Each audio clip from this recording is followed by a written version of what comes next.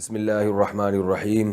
رمضان 2019، آج میں انشاءاللہ آپ کے سامنے 17ویں پارے کا خلاصہ اور تفسیر پیش کروں گا۔ 17ویں پارے کی ابتدا سورہ انبیاء سے ہوتی ہے۔ جیسے کہ نام سے ظاہر ہے نبی کی جمع انبیاء، تو اس میں انبیاء کے واقعات بہت زیادہ بیان کیے گئے ہیں۔ بسم اللہ الرحمن الرحیم۔ اقترب للناس حسابهم وهم فی غفلۃ معرضون۔ فرمایا لوگوں کے حساب و کتاب کا وقت قریب آ چکا ہے، مگر وہ غفلت میں ہیں اور اللہ کے دین سے اور اللہ کی آیات سے اعراض کر رہے ہیں۔ اللہ نے شکایت کی ہے کہ جب بھی ان کے پاس اللہ کی طرف سے کوئی نصیحت آتی ہے تو یہ کھیل تماشوں میں لگے ہوتے ہیں، اس کی طرف توجہ نہیں دیتے۔ اور مشرکین کے اس طعنے کا بھی ذکر کیا کہ وہ یہ کہا کرتے تھے حل ھذا الا بشر مثلکم، یہ محمد صلی اللہ علیہ وسلم تمہاری طرح کے انسان ہیں اور یہ معجزے پیش کرتے ہیں، تو جادو ہے۔ تو اللہ تعالیٰ نے آپ صلی اللہ علیہ وسلم کو تسلی دی اور فرمایا ربی یعلم القول فی السماء والارض، اللہ ان کے اعتراضات کو خوب جانتے ہیں۔ وما ارسلنا قبلک الا رجالا نوحی الیہم، اور پھر ان اشکال کا جواب دیا کہ یہ جو کہتے ہیں یہ تو بشر ہیں، انسان ہیں، تو فرمائے اے نبی آپ ان سے کہہ دیجئے کہ ہم نے جتنے بھی انبیاء پہلے بھیجے ہیں وہ سب مرد بھیجے ہیں، اور مرد بشر ہوتا ہے، انسان ہوتا ہے۔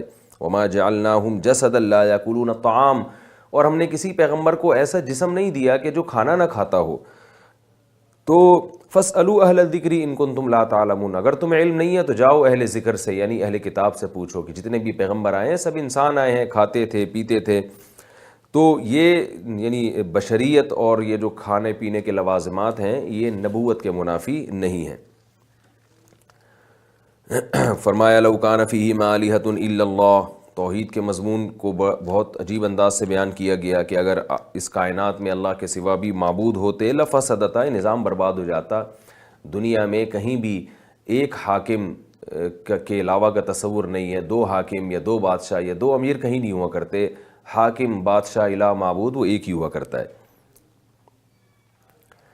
اور اللہ نے یہ اس مضمون کو بھی بیان کیا بہت اہتمام سے کہ ہم نے جتنے بھی پیغمبر بھیجے ہیں بنیادی طور پر سب کی دعوت ایک ہی ہوتی تھی، لا الہ الا اللہ، یعنی سب کی جو بیسک تھی وہ ایک ہی تھی۔ وہ کیا تھی؟ لا الہ الا اللہ، کہ اللہ کے سوا کوئی عبادت کے لائق نہیں ہے۔ اور اپنے نبی کو اللہ نے یہ بھی فرمایا وما جعلنا لبشر من قبلک الخلد، ہم نے کسی بشر کو ہمیشہ کے لیے پیدا نہیں کیا۔ افئن مت فہم الخالدون، اے نبی اگر آپ دنیا سے چلے گئے، آپ پر موت واقع ہوئی تو کیا یہ ہمیشہ زندہ رہیں گے؟ یعنی یہ بھی زندہ نہیں رہیں گے، تو ان کو بھی چاہیے کہ وہ ڈریں اور آخرت کے حساب و کتاب کے لیے تیاری کریں۔ مشرکین کے اس اعتراض کو دہرایا گیا ہے، متی ھذا الوعد ان کنتم صادقین، قیامت کب آئے گی؟ اللہ فرماتے ہیں کہ قیامت کا علم اللہ کے سوا کسی کو نہیں ہے، ہاں اس کی صفات آپ بتا دیں۔ جب قیامت آئے گی اور لوگوں کو جہنم میں ڈالا جائے گا، لو یعلم الذین کفروا حین لا یکفون عن وجوہہم النار، اس وقت کو یاد کرو جب یہ اپنے چہروں سے آگ کو دور کر رہے ہوں گے۔ اور قیامت آئے گی بغتتاً، اچانک آئے گی، فلا یستطیعون ردھا، یہ قیامت کو رد کرنے کی طاقت نہیں رکھتے۔ اس صورت میں اللہ تعالیٰ نے اپنے انعامات کا بھی ذکر کیا، من یکلؤکم باللیل والنہار من الرحمن بل ہم عن ذکر ربہم معرضون، اگر اللہ کی طرف سے عذاب آئے تو کون ہے جو تمہیں اللہ کے عذاب سے بچا سکتا ہے؟ کیا تمہارے یہ معبود تمہیں اللہ کے عذاب سے بچا سکتے ہیں؟ لا یستطیعون نصر انفسہم، یہ معبود تو اپنی مدد نہیں کر سکتے، یہ تمہاری مدد کہاں سے کریں گے؟ اس میں ابراہیم علیہ السلام، یہ جو انبیاء کے واقعات میں سب سے پہلے ابراہیم علیہ السلام کا واقعہ ذکر کیا گیا ہے کہ ہم نے ابراہیم علیہ السلام کو بچپن سے ہی سمجھ عطا فرمائی تھی، اور وہ کیسے اپنی قوم سے مناظرہ کرتے تھے۔ اذ قال لأبیہ وقومہ ما هذه التماثیل، یہ کیسی تصویریں ہیں جن کے سامنے تم بیٹھے رہتے ہو۔ وجدنا آباءنا لها عابدین، کہنے لگے ہم نے اپنے باپ دادا کو پایا ایسا کرتا ہوا۔ تو ابراہیم علیہ السلام نے کہا لقد کنتم انتم وآباؤکم فی ضلال مبین، تم بھی اور تمہارے باپ دادا بھی کھلی ہوئی گمراہی میں پڑے ہوئے ہیں، اور حقیقی رب وہ ہے جس نے آسمانوں اور زمین کو بنایا۔ قوم جانے لگی کہیں تو حضرت ابراہیم علیہ السلام نے کہا کہ ایک تھوڑا سا ایک توریہ کیا اور کہا کہ میں بیمار ہوں، میں نہیں جا سکتا آپ لوگ کے ساتھ اس میلے میں، اور پھر پیچھے بتوں کی گت بنانا شروع کی، اور ان کو جو ہے وہ کسی کے ہاتھ کاٹ دیا، کسی کا پاؤں کاٹ دیا۔ جب قوم واپس آئی تو کہنے لگی من فعل ھذا بآلہتنا انہ لمن الظالمین، ہمارے خداؤں کے ساتھ یہ حشر کس نے کیا ہے؟ تو بڑا ظالم ہے۔ سب کا ذہن ایک ہی طرف گیا، بھائی وہ ابراہیم ہی معلوم ہوتا ہے جو ہمارے بتوں کو برا بھلا کہتا تھا، اس نے تو نہیں کیا۔ ابراہیم علیہ السلام کو بلایا گیا کہ بھئی کس نے کیا یہ؟ ابراہیم علیہ السلام نے فرمایا یہ جو بڑا ہے نا، جو سب سے بڑا جو جس کے گلے میں کوڑھاڑ ڈلا ہوا ہے یہ اس نے کیا ہے۔ تو وہ پریشان ہو کے کہنے لگے، اور پھر کہنے لگے ابراہیم علیہ السلام ان باقیوں سے پوچھ لو، وہ بتائیں گے کہ اس نے کیا ہے۔ تو وہ دل میں نادم ہوئے اور ابراہیم علیہ السلام سے کہنے لگے آپ کو پتہ ہے یہ نہیں بتا سکتے؟ تو ابراہیم علیہ السلام نے کہا جب تمہیں پتہ ہے کہ یہ بول نہیں سکتے تو تف ہے تمہاری زندگیوں پر، جو نہ بول سکتا ہو نہ جو اپنا دفاع کر سکتا ہو، تو وہ تمہاری حاجت روائی اور تمہاری مشکل کشائی کہاں سے کرے گا؟ تو یہ ابراہیم علیہ السلام کا ایک تبلیغ کا انداز تھا۔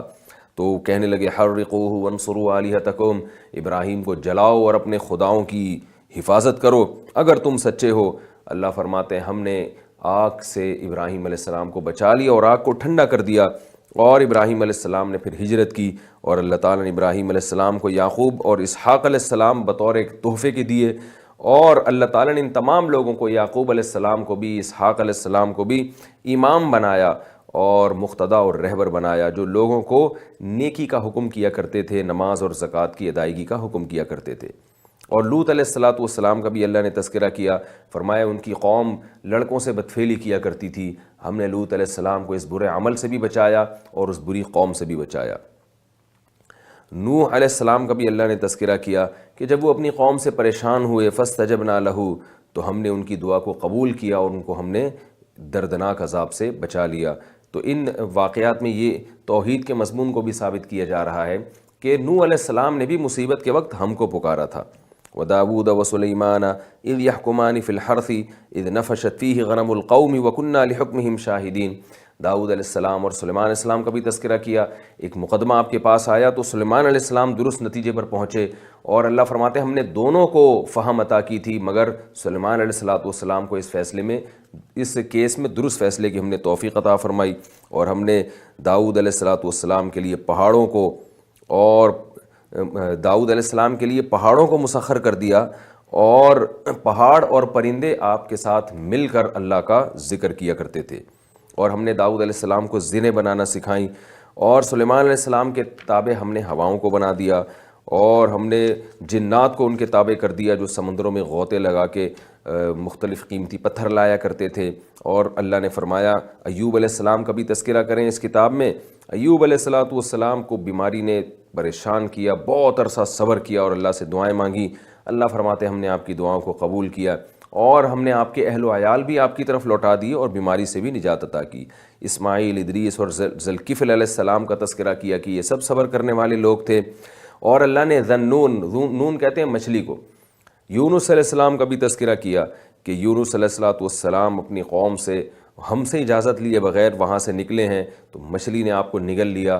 فنادیٰ فی الظلمات، تو نوح علیہ السلام کو اپنی خطا کا احساس ہوا کہ مجھے رب کی اجازت کے بغیر نہیں آنا چاہیے تھا، تو اندھیروں میں دعائیں مانگی، لا الہ الا انت سبحانک، اے اللہ تو ہر عیب سے پاک ہے، تیری سوا کوئی عبادت کے لائق نہیں، انی کنت من الظالمین، میں ہوں خطا کار۔ فاستجبنا لہ، اللہ فرماتے ہم نے آپ کو نجات دی، اور ہم اسی طرح مومنین کو نجات دیا کرتے ہیں۔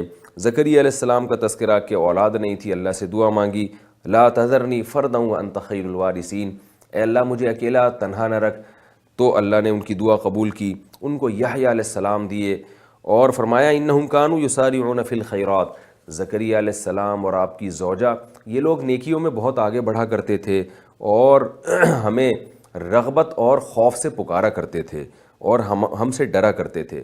تو اس کی برکت تھی کہ اللہ نے اس خاندان پر ایسی برکتیں کی کہ بڑھاپے میں اللہ نے ان کو ایک پیغمبر عطا کیے۔ واللتی احصنت فرجہا فنفخنا فیہا من روحنا، حضرت مریم کا بھی تذکرہ کیا اللہ نے کہ جنہوں نے اپنی شرمگاہ کی حفاظت کی، پاک دامن زندگی گزاری، تو اللہ تعالیٰ نے ان میں روح پھونکی اور حضرت عیسیٰ ابن مریم کو پیدا کیا اللہ نے، اور ان کو سارے جہان والوں کے لیے نشانی بنایا۔ تو اللہ فرماتے ہیں یہ لوگ ہیں جن کی اتباع کا ہم تمہیں حکم دیتے ہیں کہ ان کی پیروی کرو، ان کے راستے پر چلو۔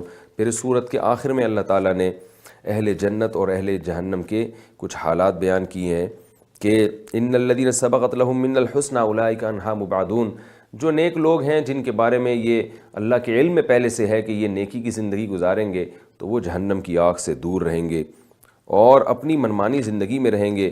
اور اللہ تعالیٰ نے اس کے بعد پھر صحابہ کو تسلی دی، وَلَقَدْ كَتَبْنَا فِي الزَّبُورِ مِن بَعْدِ الذِّكْرِ أَنَّ الْأَرْضَ يَرِثُهَا عِبَادِيَ الصَّالِحُونَ، فرمایا ہم نے زبور میں بھی لکھا ہے کہ زمین کے حقیقی وارث وہی لوگ بنیں گے جو میرے فرمانبردار ہوں گے۔ اور اللہ نے اس میں یہ بھی اعلان کیا وما ارسلناک الا رحمۃ للعالمین کہ اے نبی ہم نے آپ کو دنیا میں نہیں بھیجا مگر تمام جہان والوں کے لیے رحمت بنا کر۔ اس کے بعد سورہ حج ہے۔ سورہ حج میں قیامت کی ہولناکیوں کو بیان کیا گیا۔ پہلے ان زلزلۃ الساعۃ شیء عظیم کہ قیامت کا زلزلہ بہت سخت ہوگا، جس دن دودھ پلانے والی اپنے بچے کو بھول جائے گی۔ آپ لوگوں کو دیکھیں گے کہ نشے کی حالت میں ہیں، حالانکہ وہ نشے میں نہیں ہوں گے، ولیکن عذاب اللہ شدید، اللہ کا عذاب بہت سخت ہوگا۔ اللہ تعالیٰ نے انسان کو یہ بھی بتایا کہ تم یہ شبہ کرتے ہو کہ ہم قیامت میں کیسے زندہ ہوں گے، ان کنتم فی ریب من البعث، اگر تمہیں یقین نہیں آتا، فإنا خلقناکم من تراب، تو ہم نے تمہیں مٹی سے بنایا، ثم من نطفہ، پھر اس مٹی کو ہم نے پانی کے منی کے قطرے میں تبدیل کیا، ثم من علقہ، پھر اس کو ہم نے جمے ہوئے خون میں چینج کیا، پھر ثم من مضغہ، پھر ہم نے اس کو ایک گوشت کے لوتھڑے میں تقسیم کیا۔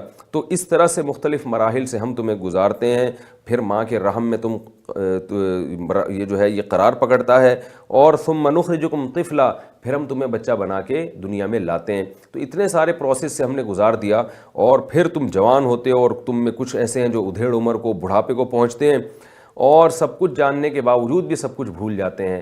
تو ایسے رب کے لیے کیا یہ ممکن نہیں ہے کہ مٹی میں جانے کے بعد تمہیں دوبارہ انسان بنا کے کھڑا کر دے؟ اور پھر اللہ نے زمین کی مثال دی، دیکھو زمین پہ کچھ بھی نہیں ہے، آسمان سے بارشیں برستی ہیں اور کیسے طرح طرح کے نباتات زمین کے اندر پیدا ہو جاتے ہیں۔ تو جو رب مٹی سے انار، خربوزے، تربوز اور گندم اور کھجورے پیدا کر سکتا ہے، جو مٹی سے پانی اور پانی سے انسان کو بنا سکتا ہے، وہ انسان کو مٹی بنانے کے بعد دوبارہ انسان بنانے کی طاقت رکھتا ہے۔ اللہ تعالیٰ نے اس صورت میں انسان سے ایک شکایت بھی کی ہے کہ بعض لوگ ایسے ہیں جو ایک کنارے پر کھڑے ہو کر اللہ کی عبادت کرتے ہیں، دین میں اگر ان کو فائدہ ہو رہا ہے تو وہ دین کو فالو کرتے ہیں، اور جہاں دین میں نقصان ہونا شروع ہو گیا تو وہ دین سے پیچھے ہٹ جاتے ہیں۔ خسرت دنیا والآخرہ، فرمائیے دنیا اور آخرت دونوں کے لحاظ سے یہ لوگ خسارے میں ہیں۔ اللہ تعالیٰ نے اس صورت میں جہنم کی ہولناکیوں کا بھی ذکر کیا۔ فالذین کفروا قطعت لهم ثیاب من نار، آگ کے کپڑے پہنائے جائیں گے، یصب من فوق رؤوسہم الحمیم، ان کے سروں پہ گرم کھولتا ہوا پانی ڈالا جائے گا، جس سے ان کی جلد اور پیٹ کے اندر کی آنتیں گل کے خراب ہو جائیں گی۔ مقامع من حدید، لوہے کے گزند ہوں گے جو ان کو مارے جائیں گے۔ کلما ارادوا ان یخرجوا منها من غم اعیدوا فیها، جب بھی اس تکلیف کی وجہ سے جہنم سے نکلنے کی کوشش کریں گے، دوبارہ ان کو ڈال دیا جائے گا اس جہنم میں۔ وذوقوا عذاب الحریق، اور کہا جائے گا یہ جلنے والی آگ کا عذاب چکھتے رہو۔ اور اس کے برعکس ایمان والے اور نیک اعمال والوں کے ساتھ کیا ہوگا؟ فرمایا يدخل الذين آمنوا وعملوا الصالحات جنات تجری من تحتها الانہار يحلون فيها من اساور من ذهب ولؤلؤا، ان کو ایسی جنتوں میں، باغات میں داخل کیا جائے گا جن کے نیچے نہریں بہتی ہیں، اور سونے اور چاندی کے کنگن پہنائے جائیں گے اور موتیوں کے، ولباسهم فيها حریر، اور ان کا لباس ریشم ہوگا، اور اچھی بات کی طرف ان کی رہنمائی کی جائے گی۔ اس صورت میں چونکہ یہ حج ہے، اس کا نام اسی مناسبت سے کہ اس میں اللہ تعالیٰ نے حج کی فرضیت کو بھی بیان کیا، اور وہ اس واقعے کو بیان کیا کہ کس طرح ابراہیم علیہ السلام نے بیت اللہ کی تعمیر کی اور کیسی دعائیں مانگی، کہ اس وقت کو یاد کرو جب ہم نے ابراہیم کو ٹھکانہ دیا، اور ابراہیم علیہ السلام بیت اللہ کی تعمیر کر کے کہہ رہے تھے کہ یعنی اللہ تعالیٰ ابراہیم علیہ السلام کو کہہ رہے تھے کہ لا تشرک بی شیئا وطہر بیتی للطائفین، اے ابراہیم میرے گھر کو آپ پاک صاف رکھیں طواف کرنے والوں کے لیے، قیام، رکوع اور سجدہ کرنے والوں کے لیے۔ وَأَذِّن فِي النَّاسِ بِالْحَجِّ، اور لوگوں میں اعلان کر دیں کہ ہر طرح سے یاتوک رجالا وعلی کل ضامر، پیدل بھی اور ہر قسم کی سواریوں پر، ہر قسم کے نشیب و فراز والے راستوں کو طے کر کے یہاں تک پہنچیں، تاکہ یہاں اللہ کا نام لیں جانوروں پر، اور یہاں جو اللہ تعالیٰ کی نشانیاں ہیں ان کا مشاہدہ کریں اور حج کریں، اور اللہ کے جو شعائر اللہ ہیں ان کی تعظیم کریں۔ اللہ نے پھر قربانی کے جانوروں کے بارے میں یہ بھی بتایا ہے سورت میں، لن ینال اللہ لحومھا، کہ ان کو اللہ کو ان کا گوشت نہیں پہنچتا، نہ خون پہنچتا ہے، ولکن ینالہ التقوی منکم، تمہاری طرف سے جو تقوی ہے وہ اللہ کے پاس پہنچتا ہے۔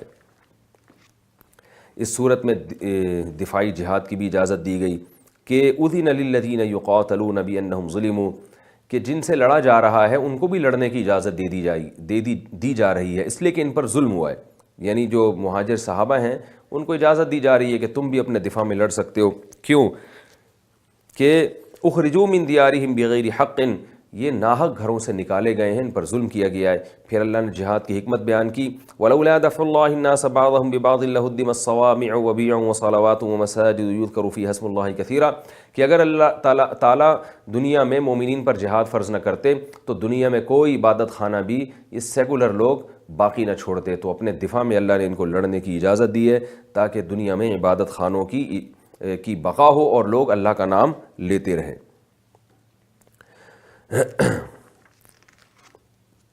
اللہ تعالیٰ نے ایک مشرک کی ایک کیفیت کو بھی قرآن کی اس صورت میں بیان کیا، وَإِذَا تُتْلَىٰ عَلَيْهِمْ آيَاتُنَا بَيِّنَاتٍ، فرمایا جب ان پر ہماری آیات تلاوت کی جاتی ہیں اور توحید کی باتیں کی جاتی ہیں، تَعْرِفُ فِي وُجُوهِ الَّذِينَ كَفَرُوا الْمُنكَرَ، تو ان کے چہرے بگڑنے لگتے ہیں اور ان کا دل چاہتا ہے کہ ہم جو ان آیات کی تلاوت کر رہا ہے اس کے اوپر حملہ کر کے اس کو مار دیں۔ تو اللہ نے فرمایا فَأُنَبِّئُكُم بِشَرٍّ مِّن ذَلِكُمْ، بھلا ہم اس سے بھی بری چیز کی تمہیں خبر دیں، النار، وہ جہنم کی آگ ہے۔ یعنی تم قرآن کو برا سمجھ رہے ہو تو اتنی تکلیف تمہیں اس سے ہو رہی ہے نا، اس سے زیادہ تکلیف تمہیں جہنم کی آگ کی ہوگی۔ یعنی تمہارے لحاظ سے قرآن تو ہدایت کی کتاب ہے، یعنی تم جو برا سمجھ رہے ہو تو تمہارے حق میں جو جتنا قرآن برا ہے تمہارے خیال کے مطابق، اس سے زیادہ تو جہنم کی آگ بری ہے۔ تو اس سے بچنے کی فکر کی زیادہ کوشش کرو، اور وہ یہی ہوگی کہ اس قرآن سے محبت کرنا شروع کر دو، چونکہ یہ اللہ کا کلام ہے۔ اس صورت کے آخر میں اللہ نے توحید کی ایک بڑی پیاری مثال دی، یا ایھا الناس ضرب مثل فاستمعوا لہ، لوگوں ایک مثال بیان کی جا رہی ہے، اسے غور سے سنو۔